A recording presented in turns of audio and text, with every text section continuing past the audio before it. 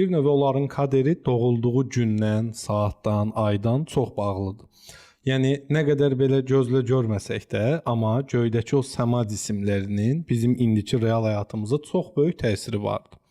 Misal, elə aylar olur ki, bir insan üçün çox uğurlu ola bilər, elə aylar olur ki, onun üçün uğursuz olur və ya hətta illərin də təsiri var. Misal, 2025-ci il çox insana görə uğursuz bir il idi. Amma bəzi insanlara görə də uğurlu idi.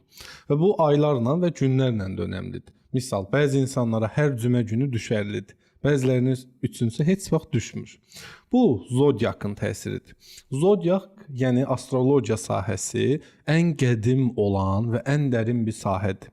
Mən sizə deyərdim ki, yəni ümumi bu terapiyalar arasında ən güclü bilgi və ən güclü nüansların olduğu nöqtə təbii ki, bürclər və astrologiya sahəsidir.